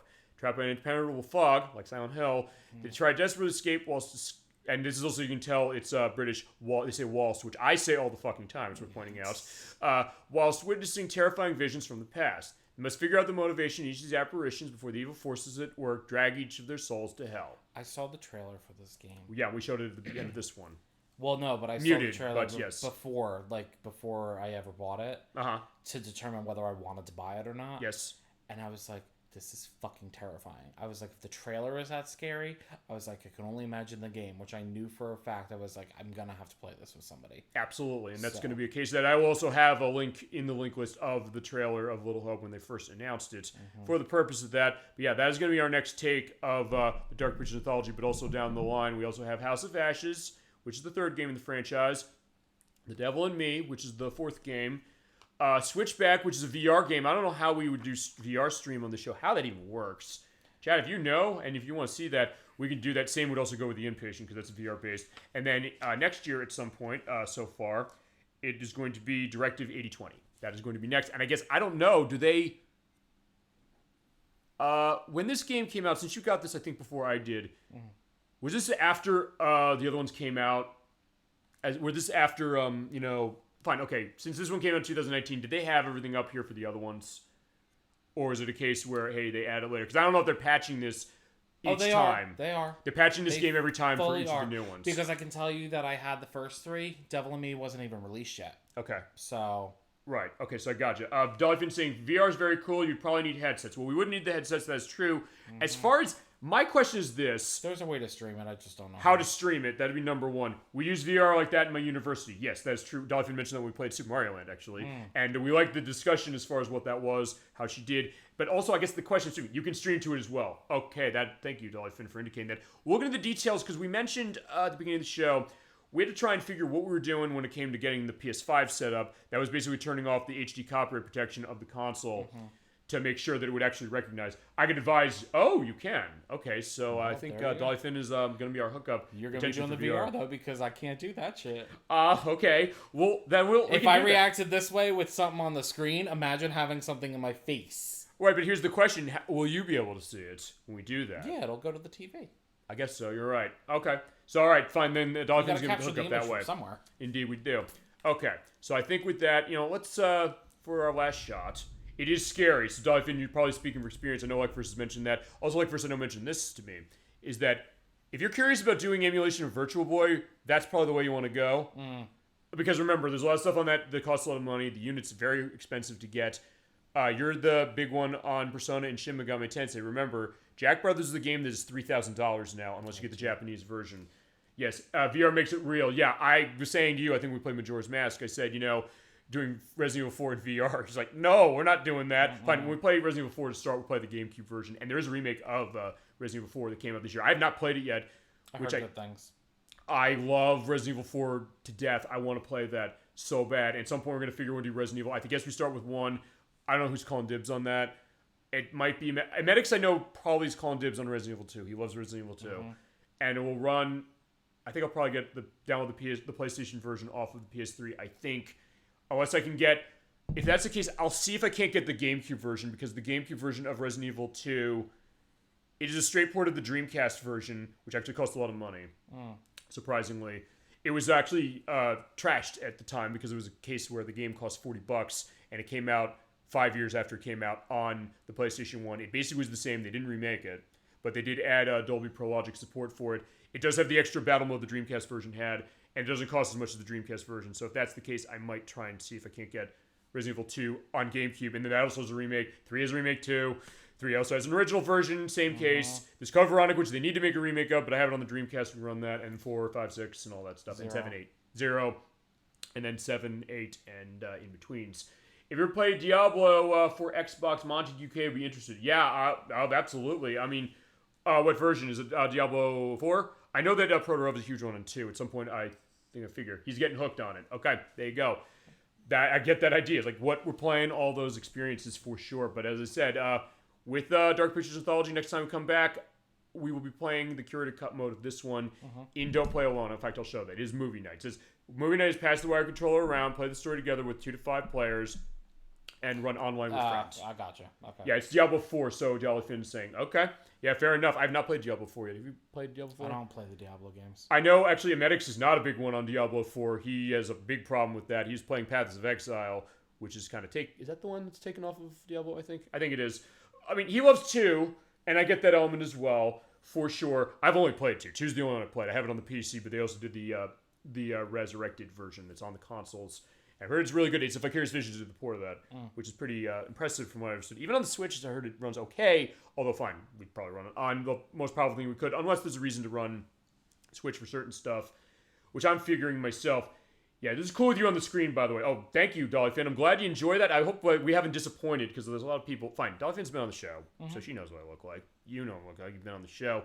But it's also been a case, as we said at the beginning of the show, like we're saying, I'm not disappointed seeing you. It was like, hey, because he's come to the show, he's probably like, who the hell is this guy on the other side? But then also, I guess, seeing you, and the idea of, the debut. Like, as far as stuff on screen, as far as this a camera case, just to give you a little bit of an indication, we can do that in cases where guests would want to do it.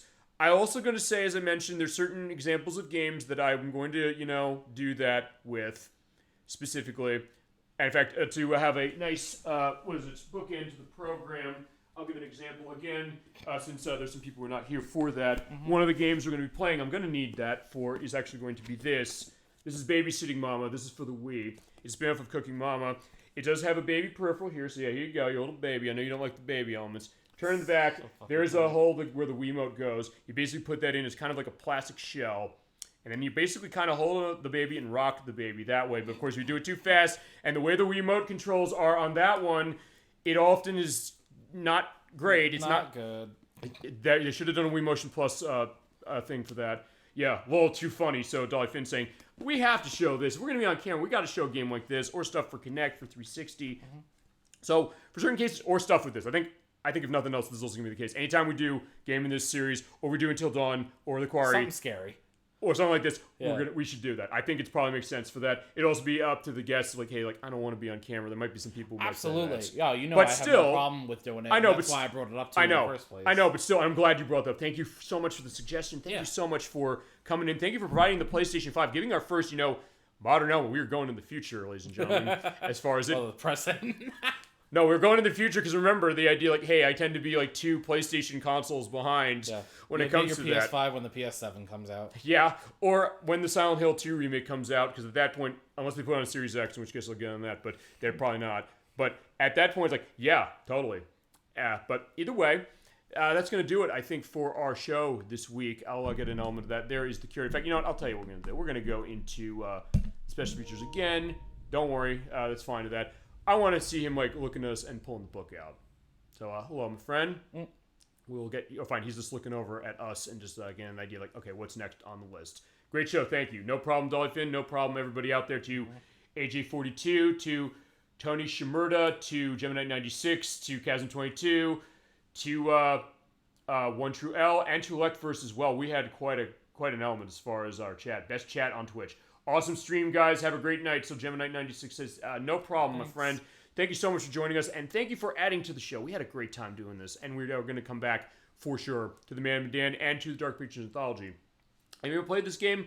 It's all worth dropping the 20 bills for on whatever console you have. Even if you only have Switch and you don't have a choice to play anything else, I'd say it's still better to play it that way than not play it at all. Facts. Specifically. And it's not as insanely bad of a port as some other things like Mortal Kombat 1 or you mentioned Mortal Kombat 11, but Mortal Kombat 1 makes that look like the PS4 version of Mortal Kombat 11. It's that bad. It's that insanely bad. But weird enough, we had like Borderlands 3 that's coming out. They ported that really well to the Switch. And with Mortal Kombat 1, that was co-developed by Saber, who made Witcher 3. Witcher 3 is a great port to Switch. Right. And fine, if it was because they put it at 24 frames per second, we've talked about this. You want to get your piece out on what that's about now that we're at the end of the show, feel free to do that. And then we'll go into schedule, and that'll be shutting the show down for the night.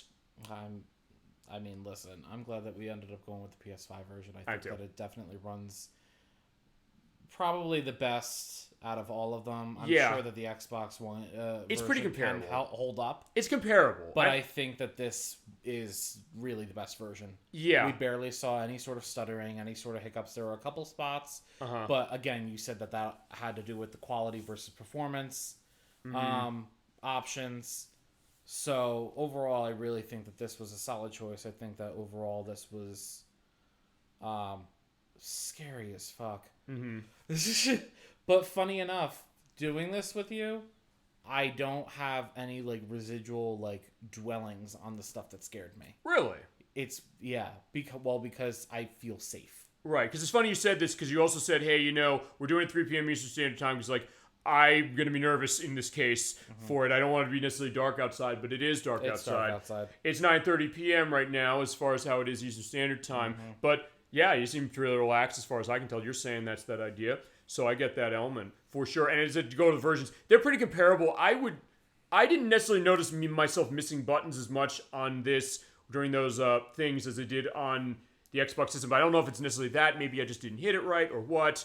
But they're comparable as far as they definitely are the ways to go. As I mentioned, if you have a PS4 version, you can get the upgrade for it. I think it's free. There is smart delivery on the Xbox One, or for the Xbox One version, even though they don't say, hey, there's a smart delivery option on the box, or it's kind of hard to figure. I found out, no, there is. So don't worry, you can get the next-gen version that way. And I believe that's the case with the other ones. And now the newest ones, they do have that running natively on them. And I believe they do have a case of running previous gen if you only have those specifically. But they'll stutter, including on PS4. On PS4, it stutters. On Xbox One X, even it stutters. PS4 was bad compared to what even running PS4 in compatible mode on this thing was kind of weird. Loading times were awful, and it was stuttering terribly. Like, it froze at one point for a minute. Right, and fine, we've had that with when I run Xbox One X. We had that with Kingdom Hearts when I first played it during the opening cutscene. Like, oh shit. Which is also why it's worth pointing this out. Anytime we do anything that Xbox One would run, we're using Series X now for the purpose of that. And when it comes to PS5, that's to be the idea as far as that for stuff of his. And also Nocturne, because she's going to be playing Nier Automata at some point. She has the PS4 version. That does not have a native PS5 version or an upgrade running for it. It runs amazing on PS4 anyway. And on Xbox One, even though it didn't have problems. And Series X now. But it's also something we'll run the back compatible on that one, specifically running out of her PS5, because of what's your preference and which version you want to run. She's like, I want to run this. Yeah. I'm going to figure that as it goes. Okay. So, with all that, I think this is going to be the end of Super Bowl Game Saturday for tonight. Thank you so much for watching, everybody, and it was great to see you. Okay, so last order of business. Let's talk schedule, because there have been some updates with stuff I can give elements going on. As far as next time we see you on the show, what do you want to come in for before I go into full schedule? I don't know what we got coming up. Okay. I figure we'll play that by ear and kind of see as it comes. Fair enough. And he said, you know what it is as far as what you want to go to first. Okay, so what our schedule's looking like, let's talk about this. We have 2 more weeks of October for the show. And we got more going on. We got more interesting stuff happening next week for sure. We got another guest as well. Nocturne, she's come back after a long battle with COVID, and she's going to make it out okay, thank God.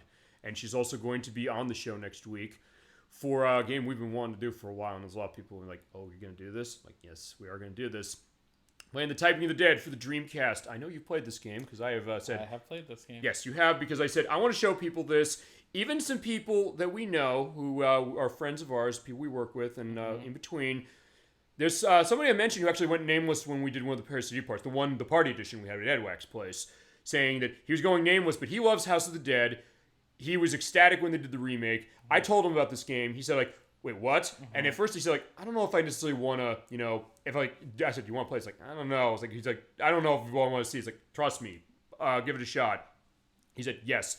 I played it. He's like, this game is insanely fun. And we went to a party at his place, and he said, my wife is out of town. Can you please wait until she comes back for her to be able to come home and play this? I said, absolutely. Yes, Sega and Smilebit, they took House of the Dead 2, the arcade light gun shooter. They said, let's turn it into a typing game. So you have keyboards. So yeah, we're going to be secretarial as it is, typing out words and phrases and answering questions and things to kill zombies. And we're running on the Dreamcast. It's also a PC CD-ROM version. That is your only other way. And it costs a bit of money on Dreamcast because we have to get the keyboards for it. You need to have a PS/2 adapter, which is how I have my second keyboard. I have an official one of Sega's. But I also have one from my late grandfather's old Gateway 2000 PC from about 2001, 2. And I have an adapter that goes in the Dreamcast, lets you play it. It works like a charm.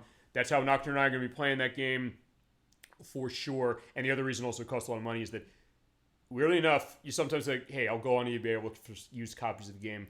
This is not a game you find used copies of often. And the reason for that is because I think people don't want to get rid of their copies. In fact, even when I bought it in 2014, 15, I believe.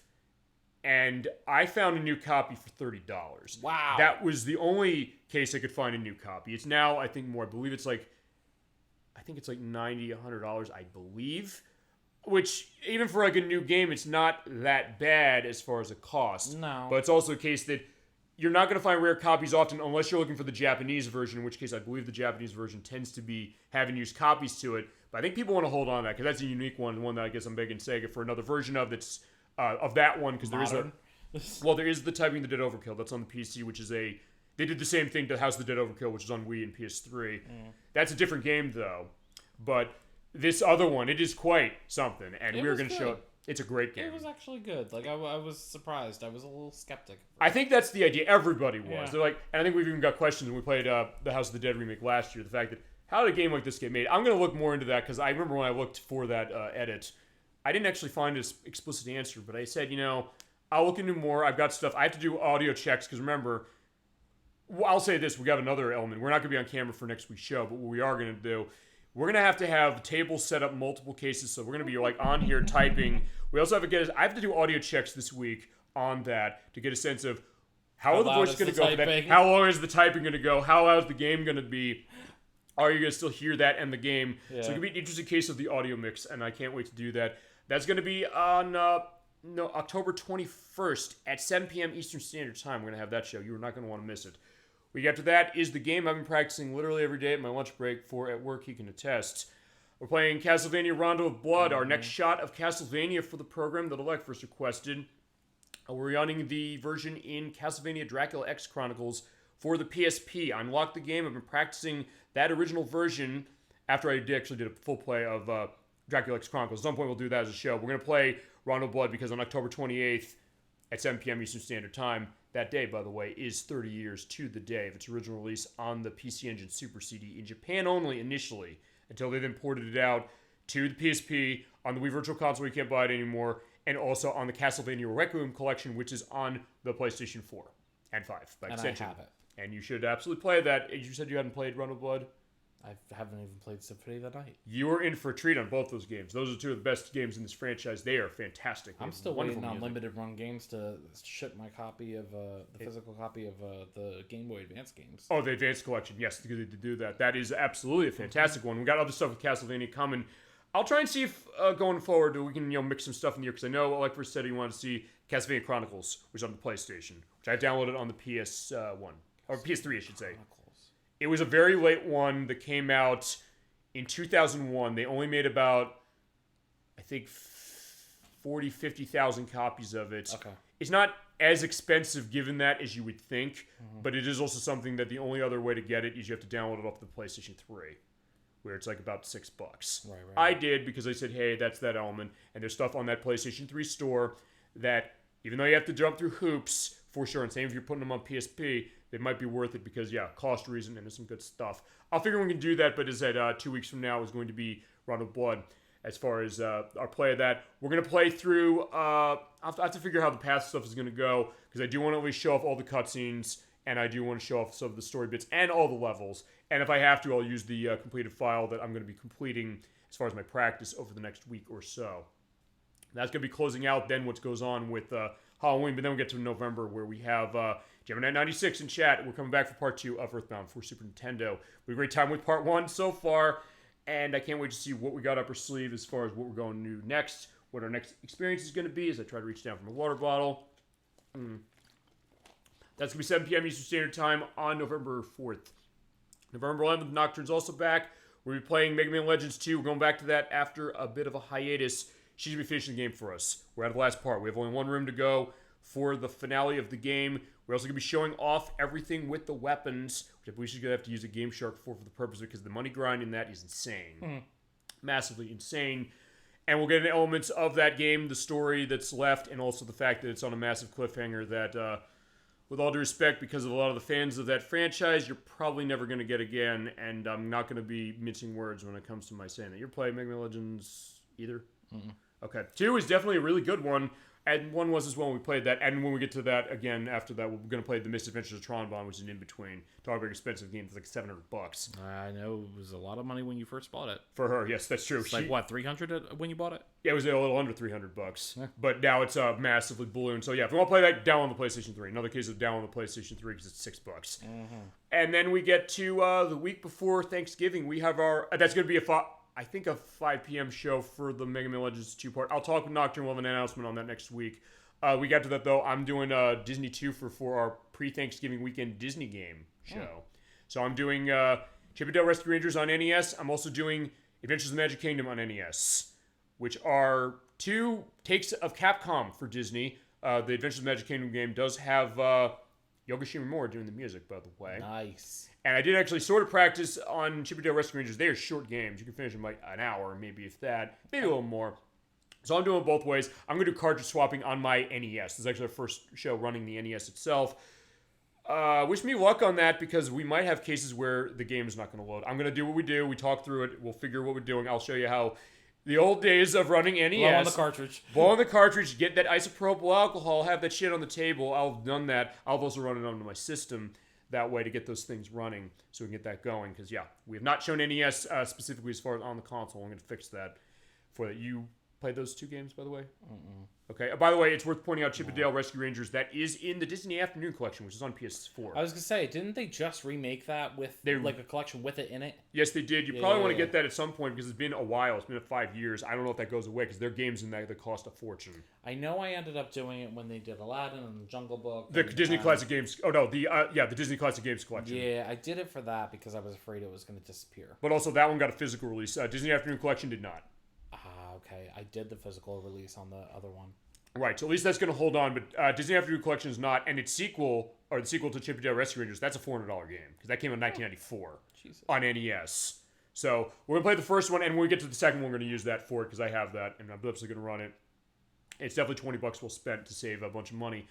We get to that, Dolly Finn is in chat, we're doing our puzzle game showcase. We have 31, I believe, puzzle games running. As you didn't know the number, I guess. No, because when I last talked to you about it, you were still building up suggestions. I have everything set. I have everything the chat has asked for to some degree. In fact, yeah, it's worth pointing out, you have your contribution, which is going to be Little Misfortune. And Dark and Twisted, just like me. Dark and Twisted, absolutely, for sure. We got stuff that people have asked for, stuff I've wanted to show off, stuff Dolly Finn has wanted to show off. She wants to show off Dr. Mario. We have a version of Dr. Mario she wants to show. Nocturne wanted to see Bob Is You. Have you played that? No, but I heard really good things. It's awesome. And it looks really good. It's awesome. It is fantastic. And I'm going to show that off. There's stuff that I know Chad has mentioned to me of stuff that they recommended. I picked them up. It's like, these things are really cool. I download them, of course, or download the demo, I should say. We also have, fine, I'll mention one, because of course we had our laugh and a half of a practice on Scribblenauts. The Scribblenauts Unlimited. Oh my god. That's going to be a laugh and a half. Try heroin. He knows exactly. Yeah, Super Bowl Game Saturday out of context, by the way. But, yeah, that's going to be fun. There are going to be little bite-sized elements as far as what we look as far as them. But, hey, anything on that is going to be open for show, future as is. And then we get to December, where Gemini 96 is going to be in for part 3 of Earthbound on December 2nd at 7 p.m. Eastern Standard Time. December 9th, we're going back to Lunar Silver Star Story Complete. That is going to be at 3 p.m. Eastern Standard Time on December 9th. I believe it's going to be Blood Space Moon joining us, and Nocturne as well, and Proto is controlling that. Week after that, I figured as far as schedule, because I said, hey, there's something up in the air as far as when are we doing, what are we doing in December, and what's one of the open shows in January. But we have the answer now. So December 16th at 7 p.m. Eastern Standard Time, the other view request as far as December is concerned, we do at least one of those a month. I'm playing Tetrasphere for Nintendo 64. I think I'm going to be set for that. You ever play that? No, but I isn't it like 3-dimensional Tetris? Yeah, it's basically over a sphere, actually, kind of doing stuff over it. I played it when I was growing up. It came out in August of 1997. I rented it with GoldenEye. I didn't necessarily get far. I thought it was really complicated. I did have a little bit of an epiphany as I was doing some practice on that game. It's also a game I've had to push back, actually. We're going to do that initially in August, but I pushed it back. But December 16th, we're doing it for sure. It actually started as an Atari Jaguar game, and then the developers, H2O, they brought over to Nintendo 64 and got released. I first wanted to see it. It is a game that, honestly, now that I'm an adult playing it, I kind of am understanding it better, and I think we'll be set. I just have to figure out what the scope of that game is going to be in terms of how we're going to show that, and how we're going to show that game the justice that I think it needs. Yeah. So I'll have to figure that, but I've got time for that. Basically, it's going to be mostly the case where I'll be practicing the stuff that other people are not playing, generally speaking, as far as the show. And then end of the year, we got 2 shows to close the year off, another horror element, and something that's in the puzzle showcase. Dolly Fan wanted to show off Strange Horticulture on the Switch. We're on that version. It's on a bunch of systems. I think it's on PS4 and 5. I know it's on Xbox One, Series S and X, and PC. It's a point-and-click adventure game with macabre elements when you're going through, you're going through a flower shop. I was like, wait a second. It's not a long game, so we're going to do that actually as our last 2 shows. We're going to be on December 23rd, at 7 p.m. Eastern Standard Time, and December 29th, so I think I'm going to do a Friday show for that to close out 2023 with. And then we hit the ground running, quite literally, in 2024 on the 6th, because we're coming back to Sonic Heroes on Xbox, because I have that super hard mode unlocked on an Xbox Magazine disc. We're going to be playing through that. We're going to have our first return to Sonic in a while. I've not played a Sonic game, actually, in all year, technically.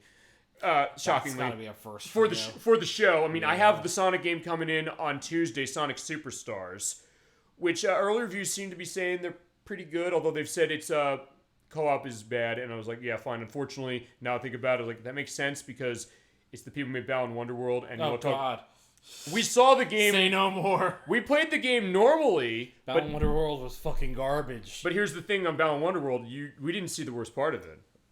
All of it was the worst part of it. No, the co-op's worse. You know why? Because they clearly didn't design the co-op specifically to the point where it's favoring the single player, and oftentimes you can't really have the second player able to help you as far as even collecting costumes in that game. We did show the multiplayer at work. No, we didn't. I don't think we showed the co-op on that. Unless Edwack and Nikki did. I remember seeing both of them play it at once.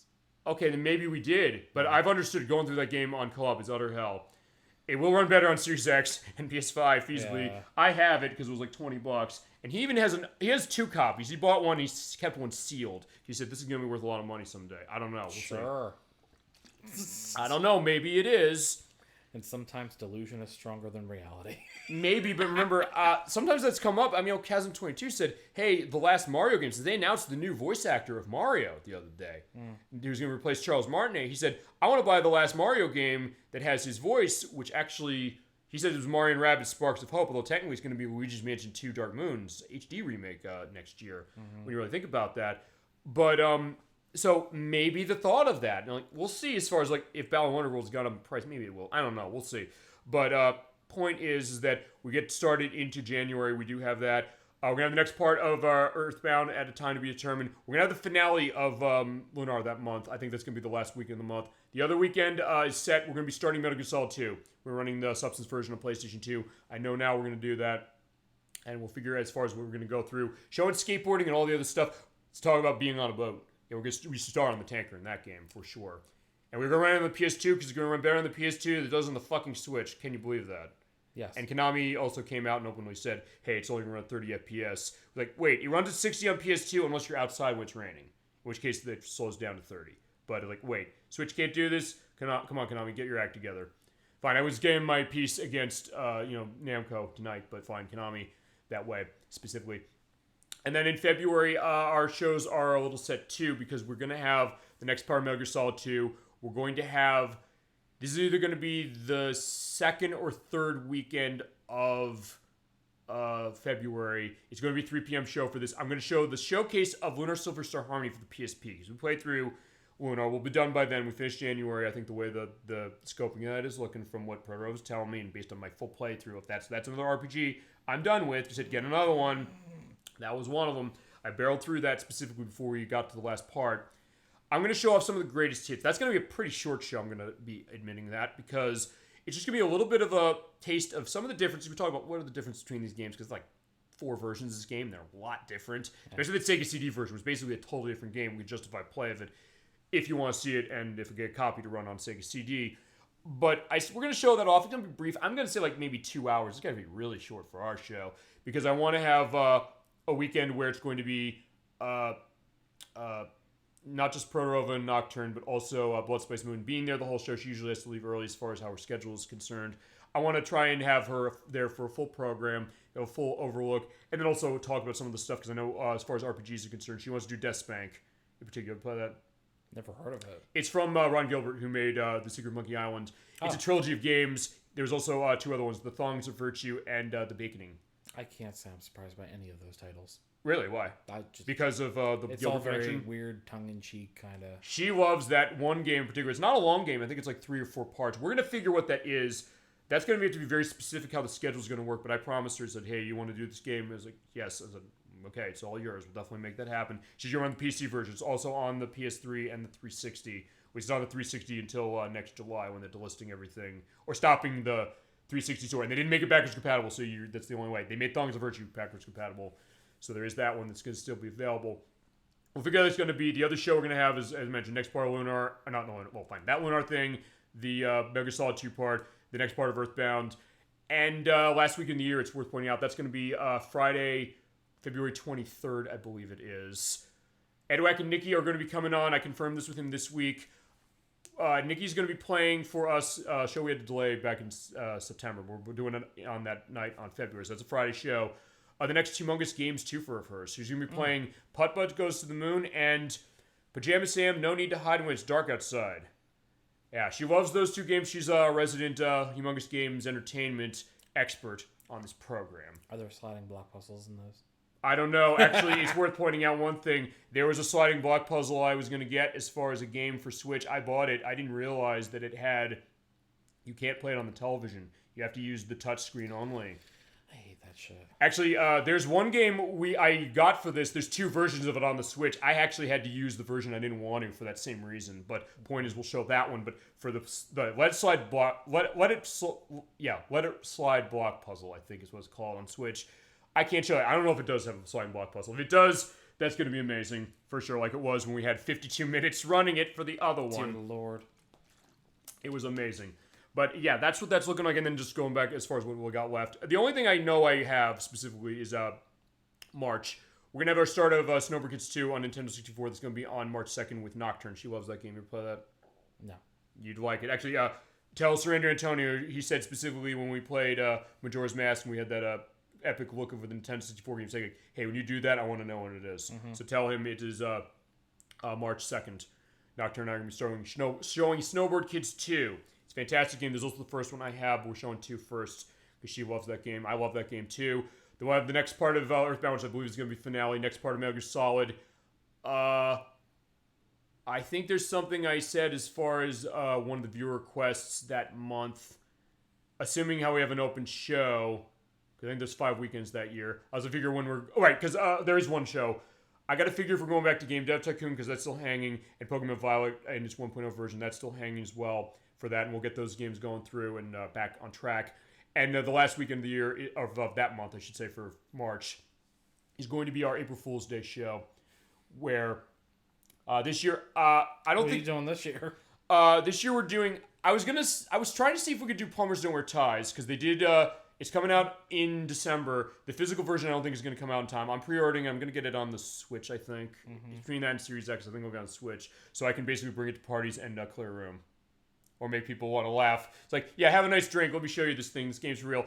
I actually have to look to see if we can actually get away with showing that game, because there's nudity in that game. There was on 3DO when it comes to this. That's a game that costs a fortune on 3DO. They do have the nudity tag on it on the new version. You actually had to uncensor it, because otherwise there's like weird pictures, weird filters on that. But I don't know how that's going to work. I would love to show that game on the show at some point if I can. I have to look at that, and the physical version's not coming out in time. So what we're doing instead... playing Justice League Task Force for the Super Nintendo. You ever play that? No. It was also on the Sega Genesis. It was an early game by Blizzard. We were talking Diablo earlier. Yeah, they did a fighting game with DC characters. You have your Batman, you got your Superman, you got the Flash, you have Wonder Woman, you have Aquaman, you have everybody you want going up against Darkseid and a lot of DC villains. It is a stiff fighting game. It's not a horrible game. It's just that I have to get in the rhythm of it. I bought it a couple months ago, but it's a case I haven't necessarily had a whole lot of time to practice it, just to kind of get a sense of, I want to make sure I know what I'm doing. I want to play through the game enough.